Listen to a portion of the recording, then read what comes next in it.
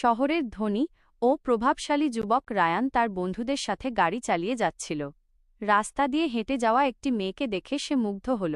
মেয়েটি খুব সাধারণ পোশাক পরেছিল, কিন্তু তার সৌন্দর্য সবাইকে অবাক করে দিল। রায়ান তার বন্ধুদের বলল, যাই, এই মেয়েটিকে একটু মজা করে আসি। রায়ান গাড়ি থেকে নেমে মেয়েটির কাছে গেল। সে ভাবল, তার টাকা আর সৌন্দর্য দিয়ে সে খুব সহজেই মেয়েটিকে বশ করতে পারবে। রায়ান মেয়েটিকে জিজ্ঞেস করল, কি গো, তুমি এত সুন্দর হয়েও কেন এমন সাধারণ পোশাকে ঘোরাফেরা করছ? তোমার কি দামি পোশাক বা ভালো সাজগোজ করার টাকা নেই? মেয়েটি, যার নাম ছিল সীমা, রায়ানের কথা শুনে হাসল। সে শান্তভাবে বলল, টাকা আর পোশাক মানুষের সৌন্দর্য বাড়াতে পারে না। সত্যিকারের সৌন্দর্য থাকে মানুষের মনে, যা চোখে দেখা যায় না, কেবল অনুভব করা যায়।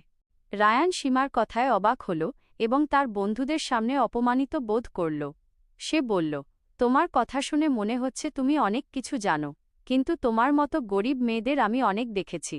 তোমরা শুধু বড় বড় কথা বলতে পারো। সীমার আসল পরিচয়। রায়ানের কথা শেষ হতে না হতেই একটি দামি গাড়ি এসে সীমার পাশে দাঁড়াল। সেই গাড়ি থেকে নামলেন রায়ানের বাবা, যিনি ছিলেন শহরের সবচেয়ে বড় ব্যবসায়ী।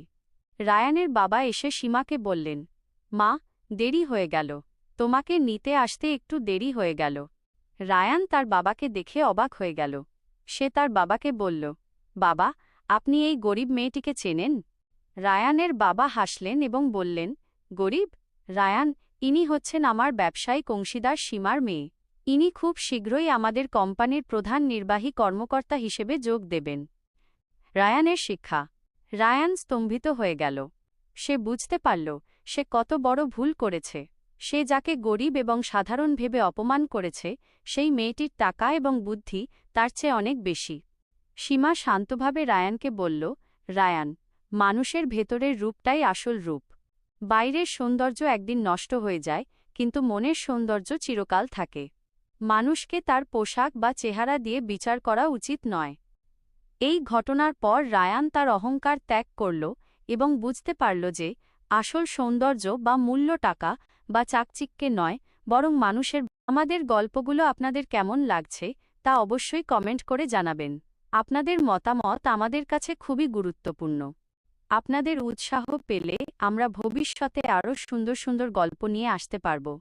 আর হ্যাঁ, আমাদের এই গল্পগুলো শুধুমাত্র নূর আলম স্যানিটারি অ্যান্ড ইলেকট্রিশিয়ান পেজেই প্রকাশিত হবে।